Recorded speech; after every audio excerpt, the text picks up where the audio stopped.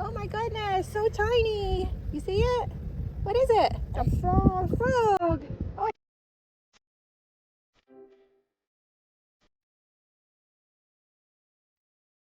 Hello friends, welcome back to Pollywog's Place.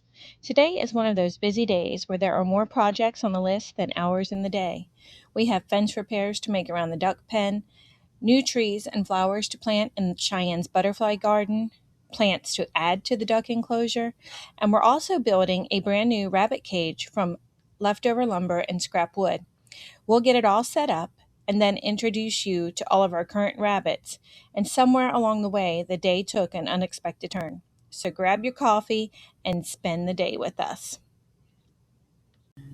The first project on our list is to repair part of the fence around the duck pen. Like most homesteads, we try to use what we already have on hand before we buy anything new. Thankfully, we had a pile of scrap wood waiting for this purpose. There's just something so satisfying about turning leftover lumber into something useful. It might not be fancy, but it gets the job done and helps keep the ducks safe and secure. And of course, no project on the homestead happens without supervision. The ducks and the geese made sure to inspect every board and every screw while we worked. Ducks are safe and secure, so now we are moving over to the butterfly garden to plant the esperanza and the bottlebrush. Oh, that breeze feels so good. It's like almost 90 degrees already. Super.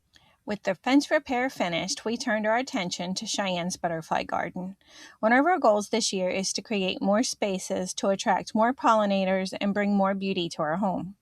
Today we're planting several new trees and flowers that we picked up at the nursery from our weekend shopping trip. These will hopefully provide food and habitat for butterflies, bees, and other beneficial insects. Gardens teach patience. Every tree starts small. Every flower bed begins with a handful of plants and a vision for what it might become one day. It's rewarding to imagine how this space will look a few years from now when everything has had time to grow and fill in. Did you find Shyanne? Oh no. Did you drop him again? Look. Oh. Oh my goodness, so tiny. You see it? What is it? A frog. A frog. Oh, I seen another one jumping over there. There are like dozens everywhere. So this next project was not on the original list, but as we were planting the flowers for Shyanne, we had to pull out some grass, which came out in nice big clumps. So we're going to add those to the duck pen. We love to find ways to make our spaces more natural and enjoyable for the animals that live there. Of course, the ducks and the geese were curious about everything we brought in, so we had to try to protect everything with some electric netting. So some of the plants may survive, some of them may just be a mid-afternoon snack, but that's how it is when you're gardening with ducks and geese. Either way, we're hopeful that these additions will provide shade, interest, and a healthy environment for the flock. Do you see the unexpected shock that I got during this project? That was no fun, but we had more unexpected events happen later on in the day. So after finishing up in the duck pen and the butterfly garden, it was time for our biggest project of the day, to build a stand for the new rabbit cage that we made the day before.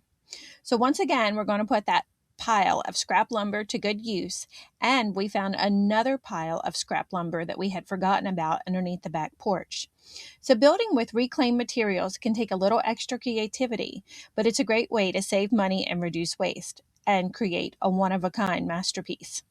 Slowly, the pile of boards started to become a sturdy rabbit cage. We added the wire cage and made sure everything was secure and got it ready for its new occupants. One of the things I enjoy most about building projects like this is seeing something useful come together from materials that might have otherwise been thrown away. Now that we have the cage completed and have everything set up, let's introduce you to our current rabbits. Each rabbit has its own personality. Some are curious and always come to greet us, and others prefer to stay back and watch from a distance. One of the joys of raising rabbits is getting to know their individual quirks and habits. Whether they're helping us build our rabbitry or simply bringing joy to our daily routine, they've become an important part of our life here. Here's our finished rabbit setup for right now. We have the 2 grow-out cages with some of our other rabbits in there right now. I'll go ahead and introduce you to everybody right now. We have Pepper and Poppy, And then we have Hazel. Say hello, Hazel. And there's Thyme. And then this, I believe, is Parsley. Hi, Parsley. Okay. And then inside here, we have Nutmeg, who is hiding out in her box right now. Let's see if I can get a shot of her there. Say hi, Nutmeg. It's not focusing very well. They're all a little bit worked up right now because we're moving everybody around. There's Rosemary.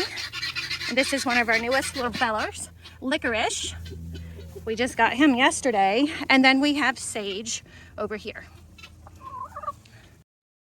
The guys got home from work just as our day was winding down, but they also had a little bit of unexpected excitement. Thankfully, it wasn't too serious, but it was a good reminder that we need to slow down, stay aware, and take care of ourselves while working. Sometimes those unexpected moments become part of the story, too. Today was full of projects, progress, and a few surprises along the way. But the fence is repaired, the butterfly garden is growing, and the ducks have new plants to enjoy. And the rabbits have a brand new cage. So thank you so much for spending the day with us. If you've enjoyed today's video, don't forget to like, subscribe, and we'll see you again next time. May your roots grow deep and your spirit stay nourished. God bless.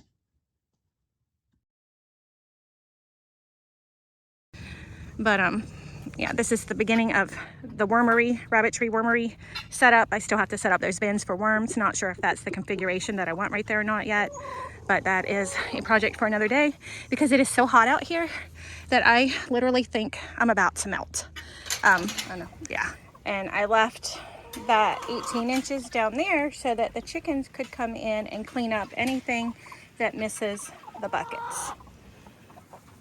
The chickens really like this area because they have already laid 2 eggs down there.